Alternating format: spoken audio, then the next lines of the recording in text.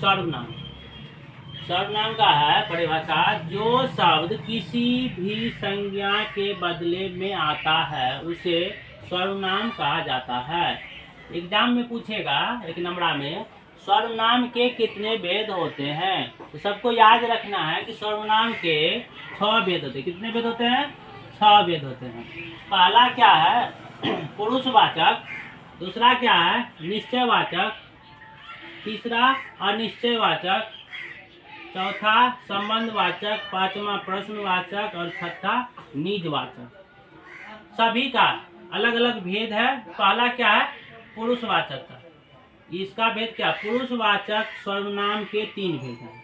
ये भी क्वेश्चन बन रहा है एक, जो पुरुषवाचक सर्वनाम के कितने भेद है, ये भी एक प्रश्न बन गया। ये कितने होते हैं? 3 होते हैं। इसे भी याद रखना है और इनका परिभाषा डिटेल में कैसे याद रखना है।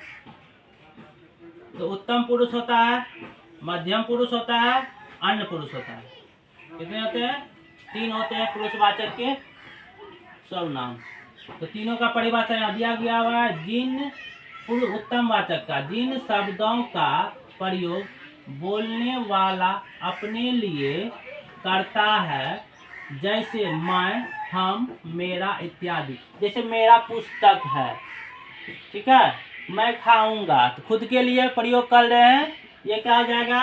उत्तम वाचक। मध्यम वाचक, जिन शब्दों का प्रयोग बात किए जाने वाले या सुनने वाले के लिए होता है, जैसे तू, ताम, तुम्हारा। जैसे तुम्हारा बुक है, तू एक लड़का है, तुम्हारा ये कलम है। ये सब क्या हो रहा है? दूसरे के लिए प्रयोग किया जा रहा है।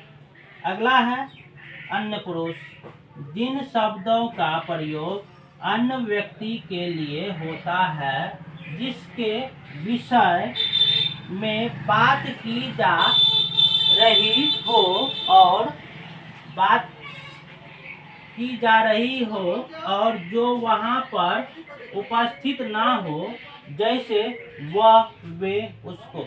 मान लो हम अपने किसी फैमिली के या भाई बहन के बारे में बात कर रहे हैं किसी दूसरे के पास, वो यहाँ पे उपस्थित नहीं है, तो वह कहलाएगा अन्य पुरुष। जैसे वह लड़का कल स्कूल आया था, हम अभी किसी दूसरे के पास ये बात बोल रहे हैं, तो ये हो जाएगा अन्य पुरुष।